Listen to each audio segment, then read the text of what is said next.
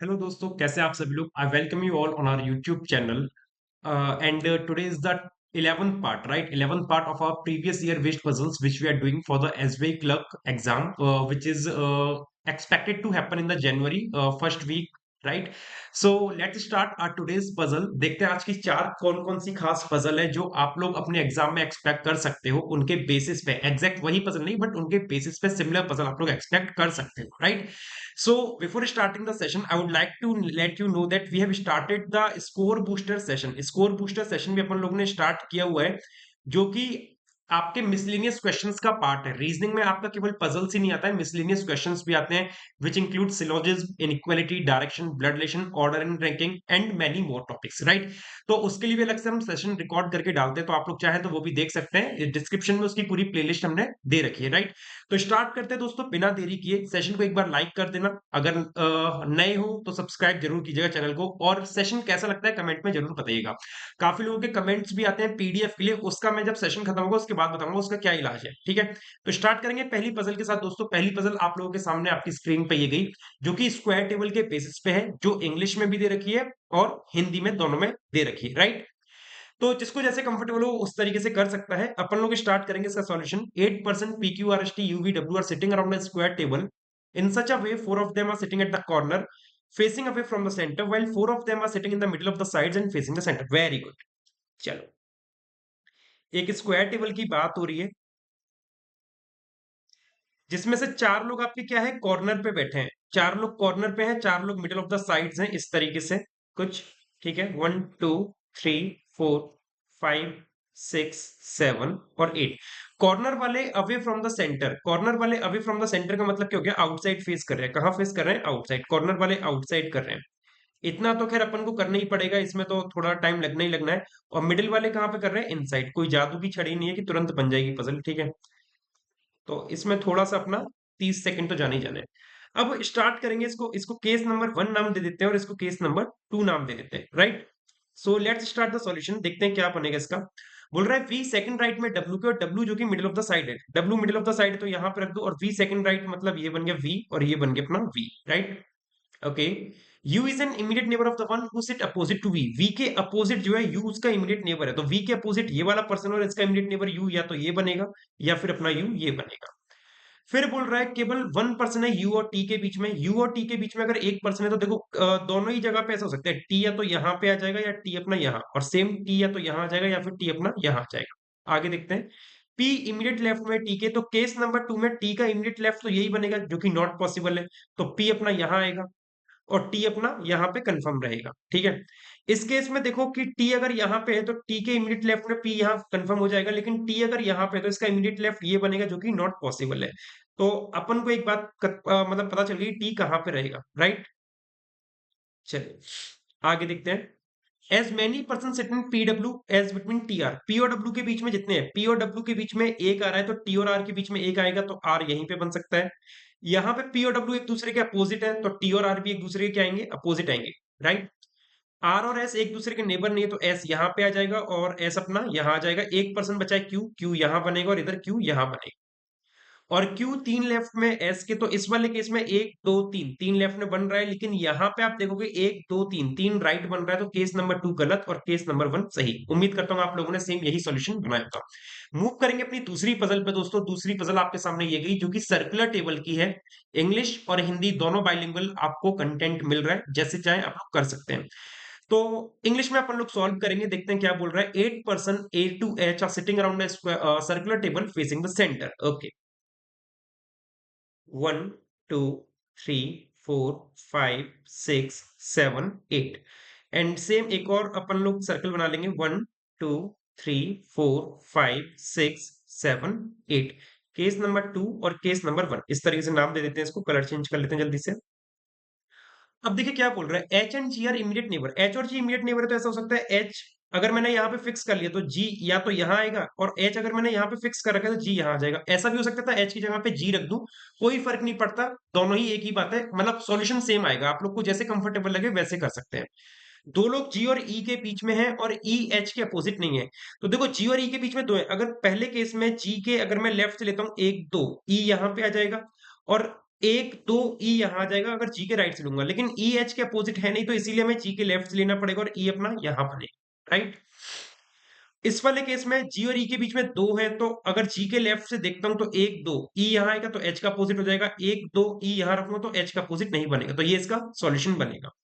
क्योंकि आपको बोला है E who does not sit, who जो लगाए ई के लिए लगाए, E who does not sit opposite to H, right. केवल one person sit between F and E, F और ई के बीच में एक है तो एफ अपना डेफिनेट यहीं आएगा, और इस केस में एफ अपना डेफिनेट यहीं पे आएगा। बी इमीडिएट नेबर है डी का और डी नेबर नहीं है एफ का, तो देखो बी इमीडिएट नेबर है डी का, तो दो ऐसी प्लेसेस देखो जो लगातार खाली मिल जाए। तो अपन को केस नंबर 1 में दो लगातार प्लेसेस खाली ये मिल रही है, और डी किसका नेबर नहीं है, एफ का। तो डी यहाँ पे और बी यहाँ पे, तो बी इमीडिएट नेबर हो गया डी का, और डी एफ के पास आएगा नहीं, तो डी यहाँ पे और बी यहाँ पे, बी इमीडिएट नेबर हो गया डी का, राइट। जितने एच और सी के बीच में उतने डी और ए के बीच में, तो देखो एच और सी और डी और ए के बीच में बराबर करना है। तो एच और सी के बीच में अगर मैं सी को यहां रखता हूं तो जीरो बनेगा, तो डी और ए के बीच में जीरो बनना मतलब नॉट पॉसिबल, तो एच और सी के बीच में दो कर दो, तो एक दो, डी और ए के बीच में दो गए केस नंबर 2 में। यहाँ पे एच और सी के बीच में अगर एक दो, दो लोग करता हूं तो यहां बनेगा, और डी और ए के बीच में दो लोग बन गए। दोनों में से कौन सा केस सही है देखेंगे। Less than 2 person sit between C and B, C और बी के बीच में दो से कम लोग बैठे हैं जब सी के लेफ्ट से काउंट करेंगे। तो सी का जो लेफ्ट बनेगा, सी का लेफ्ट इस तरीके से घूम के जाएगा क्लॉकवाइज, तो सी और बी के बीच में कितने आ रहे हैं, लेस देन 2 आ रहे हैं, केवल एक पर्सन आ रहा है, कौन, एफ। तो ये वाला केस सही जाना चाहिए। और केस नंबर 2 में सी के अगर मैं लेफ्ट से देखूंगा तो सी के लेफ्ट से देखो कितने आ रहे हैं, एक दो तीन चार पांच, सी और बी के बीच में पांच आ रहे हैं, it means this one is the wrong one. तो आपका पहला वाला सही है, उम्मीद करता हूँ आप लोगों ने सेम यही सॉल्यूशन बनाया होगा। तीसरी पजल पे मूव करेंगे दोस्तों। तीसरी पजल आप लोगों के सामने ये गई, जो कि इंग्लिश में भी है और हिंदी में भी है, दोनों बाइलिंगुअल आपको फॉर्मेट में मिल रही है।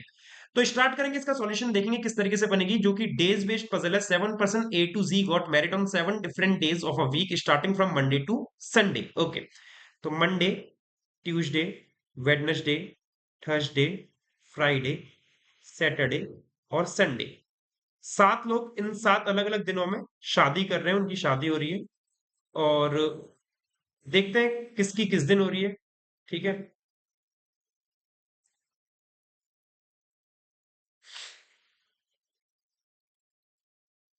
चलो। ए was married 3 days before F but not on Monday, लेकिन मंडे को नहीं हो रहा, तो ए 3 दिन पहले एफ के, तो ए एक दो एफ या तो यहां आएगा, या फिर ए एक दो एफ यहां आ जाएगा, या फिर ए एक दो एफ अपना यहां आ जाएगा। ये 3 पॉसिबल केसेस पॉसिबल है बनने के लिए, क्योंकि ए मंडे को नहीं है। फिर क्या बोल रहा है, ओनली 1 पर्सन एफ और जी को संडे में शादी नहीं हुई, मतलब ए 3 दिन पहले हुआ एफ के, लेकिन मंडे को नहीं हुआ, ठीक है। Only 1 person got married between F and G, F और जी के बीच में एक की शादी हुई, तो जी यहाँ पे आएगा इस केस में, इस केस में जी यहाँ आएगा। और G who was not married on Sunday, तो संडे में ना आके जी कहाँ आ जाएगा, केस नंबर 1 में यहाँ आ जाएगा, ठीक है। जितने लोग जी से पहले हुए हैं वो एक ज्यादा है बी के बाद वाले से, तो जी के पहले दो है तो बी के बाद एक आएगा। इधर रिवर्स कंसेप्ट लगाने की जरूरत नहीं है, क्योंकि जी के पहले काउंट करना इजी है। यहाँ पे जी के पहले कितने हैं, 3, तो बी के बाद 2 आएंगे। अब यहाँ पे जी के पहले काउंट करना थोड़ा सा अगर टाइम कंज्यूमिंग लग रहा है, तो इसका अपोजिट कर दो, जी के बाद कितने हैं, 2, तो बी के पहले कितने, बी के पहले कितने कर दोगे, एक कर दोगे, ठीक है। एक मिनट, क्या बोला, number of person married before G is one more than, sorry sorry, G के बाद दो है ना, अपोजिट करना होता है, अपोजिट, तो बिफोर जी, बिफोर जी मतलब आफ्टर जी कर दो, जी के बाद कितने हैं, दो, एक वन मोर है, वन मोर का मतलब क्या कर दोगे, वन लेस। तो जी के बाद दो है, तो एफ के बी के पहले 3 होने चाहिए, एक दो तीन, यहाँ पे बी आ नहीं सकता, तो ये वाला केस क्या हो गया, गलत हो गया। आप लोग इसको चाहो तो बिना रिवर्स कंसेप्ट के भी देखोगे, गलत ही जाएगा ये, ठीक है। फिर देखो क्या बोला, D was not married before B, D की बी से पहले शादी हुई, तो डी अपना यहाँ आएगा और डी अपना यहाँ आएगा। नॉट मोर देन 3 पर्सन पर married between D and E, D और ई के बीच में 3 से ज्यादा लोगों की शादी नहीं हुई, तो केस नंबर 2 गलत, क्योंकि डी और ई के बीच में 3 से ज्यादा लोगों की शादी पॉसिबल हो रही है। और यहाँ पे डी और ई के बीच में 3 से ज्यादा लोगों की शादी नहीं हुई, तो ई अपना डेफिनेट थर्सडे में आएगा, और एक कौन बचा, सी, सी आ जाएगा मंडे में। उम्मीद करता हूँ आप लोगों को समझ में आया होगा और आप लोगों ने यही सॉल्यूशन बनाया होगा, CAGEFBD। ठीक है, पजल कैसी लगी कमेंट में जरूर बताना। मूव करेंगे फोर्थ पजल पे। आज की फोर्थ पजल कौन सी है। चौथी पजल आप लोगों के सामने ये गई, जो कि इंग्लिश में भी दे रखी है और आपको हिंदी में भी दे रखी है, अलग अलग दोनों लैंग्वेज में दे रखी है। तो स्टार्ट करेंगे अपन लोग इंग्लिश में सॉल्व करना। बोल रहा है 8 person A to H got their visa on either 4 और 23 ऑफ डिफरेंट मंथ, मतलब month and date was based puzzle है। कौन कौन से महीने अपने पास, जनवरी, अप्रैल, देन जून, और आफ्टर दैट अक्टूबर, राइट। जनवरी आपको पता है 31 की है, अप्रैल 30 की है, जून 30 का है और अक्टूबर कितने का है? 31 का है। ओके।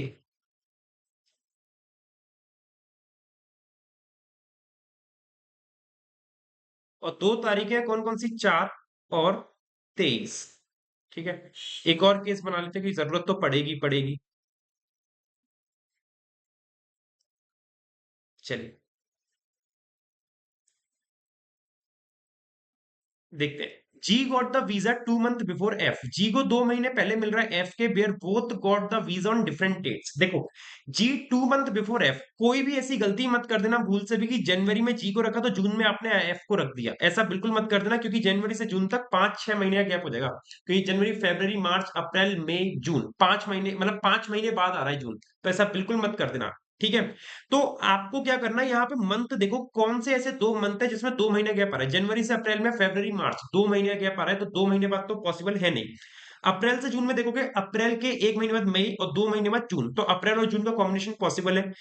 और जून से अक्टूबर देखोगे, जुलाई, अगस्त, सितंबर, अक्टूबर 4 महीने बाद आ रहा है, तो जून अक्टूबर का पॉसिबल नहीं है, केवल अप्रैल जून का पॉसिबल है। जी को 2 महीने बाद मिला एफ के, और दोनों को डिफरेंट डेट पे, तो एफ या तो यहां रख लो या एफ को यहां रख लो।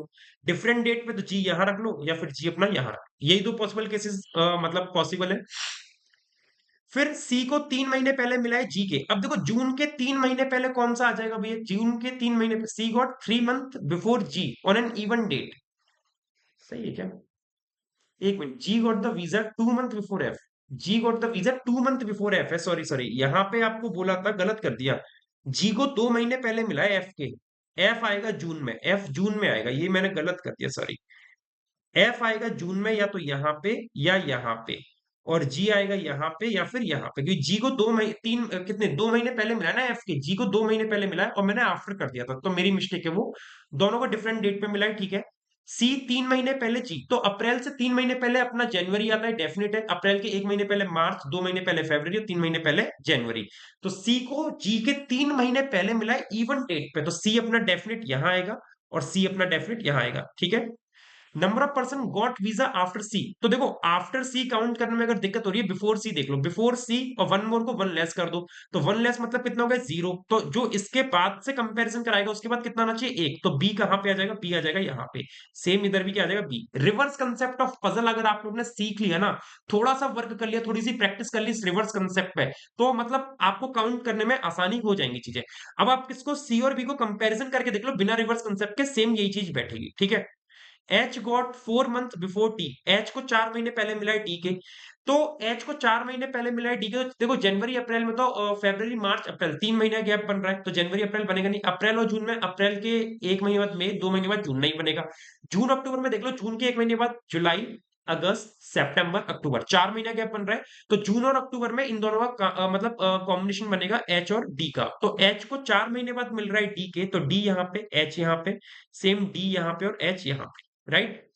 Not more than 2% got visa between E and H, E और एच के बीच में दो से ज्यादा लोगों को वीजा नहीं मिला है। नॉट, फिर से गलत कर दिया, एच गॉट, यार यार बिफोर को आफ्टर क्यों पढ़ रहा हूं मैं बार बार?